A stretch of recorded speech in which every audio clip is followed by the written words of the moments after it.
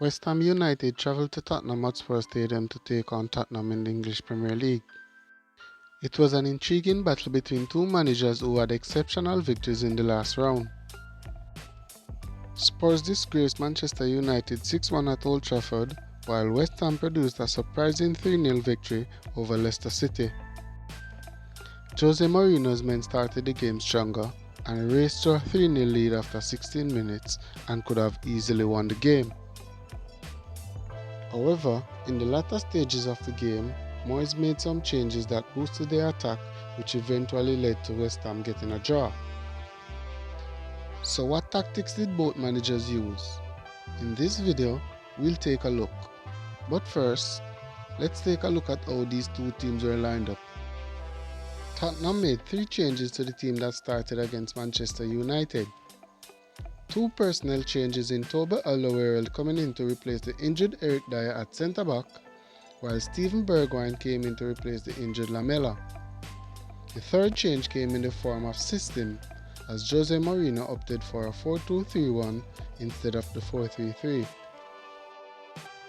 David Moyes, on the other hand, stuck with the same team in the 5-4-1 he played against Leicester City. Both managers used opposite tactics, and we're going to explore how they worked against each other.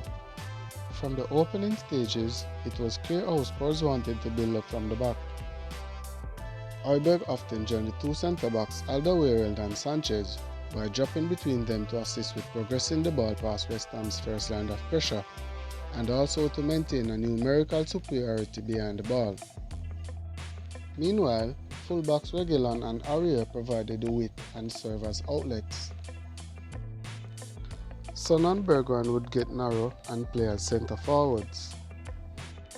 Ndombele and Sissoko would occupy the half spaces in between the lines, while Harry Kane would drop deep into midfield as a false 9.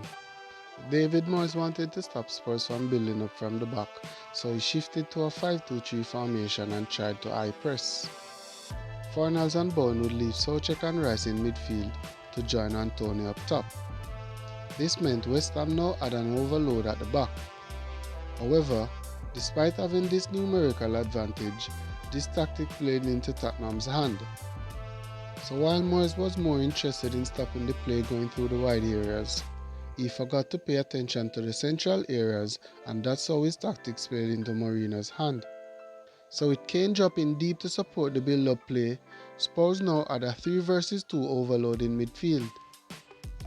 In contrast to Moyes' high press, Mourinho opted for a medium defensive pressure, and this was also key in helping Spurs to dominate the first half.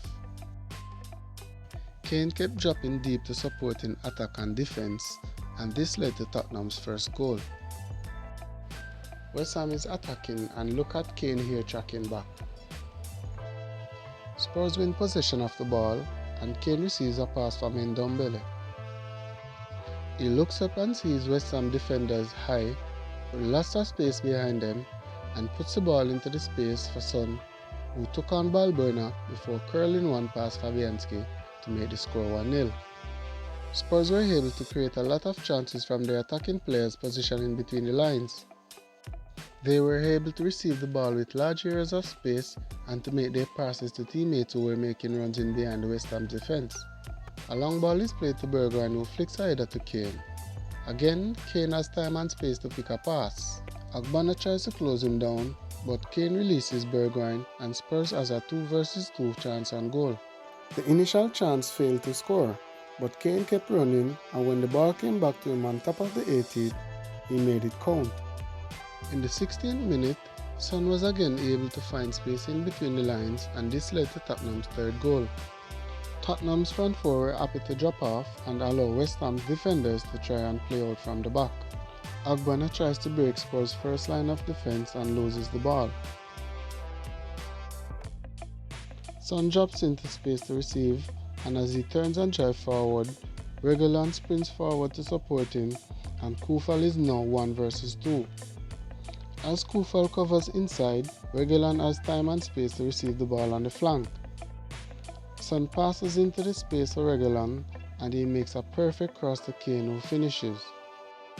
So what did David Moyes say to his team at halftime? West Ham came out from the break and started to dominate the second half. It was clear though that West Ham sought to create their chances from crosses, so they focused on getting the ball into wide areas of the final third. David Moyes targeted the Spurs fullbacks and were creating overloads against them. West Ham were now dominating possession and creating many chances. Even though West Ham were dominating possession, Spurs still had their 3 goals lead and were creating chances. In the 72nd minute, Spurs brought on Gareth Bale and Harry Winks for Bergwijn and Ndombele. 5 minutes later, David Moyes brought on Manuel Lanzini and Andrei Yarmolenko to replace Fornals and Antonio. On 78 minutes, Kane's shot from outside the box hit the upright and went out. This would have been his hat-trick and 3 points for Tottenham, but it wasn't to be. So with 8 minutes to go, David Moyes' men started the comeback. West Ham continues to create overloads against Aurier. Sissoko now has to track the player running behind him to provide cover. Sissoko seemed tired, but Mourinho had already made his final change when he replaced Son with Lucas Moura. Sissoko made a lazy challenge on Lanzini and gave away a free kick. He then went into the box, and when Cresswell delivered the cross, he seemed too tired to jump, and Balbuena leaped over him and headed the ball past Lloris. 3 minutes later, Yarmolenko and Koufal combined to get behind Reguilon. West Ham, who had 33 crosses in the game, were rewarded for their efforts as Sanchez headed Koufal's cross past Lloris to make the score 3-2. 2 minutes into stoppage time, Bale got the chance to make it 4-2, but his shot from inside the box went wide. This gave West Ham a final chance to attack, and again they targeted one of Tottenham's fullbacks. Aurier committed a foul, Cresswell stepped up and provided another cross which Kane partially cleared. The ball went into the path of Lanzini, who blasted it past Lloris to secure a point for David Moyes' men.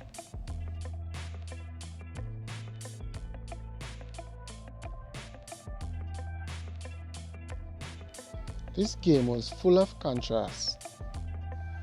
Mourinho's tactic to play his front 3 narrow worked well and gave him a 3-0 lead in the first 16 minutes of the game, while David Moyes' tactic to use his wide players to cross the ball worked well for him, and that gave him 3 goals in the final 16 minutes of the game. Spurs created the better chances and should have won the game after leading 3-0 after 80 minutes. Nevertheless, it was a good tactical battle between the two managers, in which one can be seen as lucky and the other unlucky. That's all for today, and we hope you enjoyed. Let us know your thoughts on the game. Until next time, take care.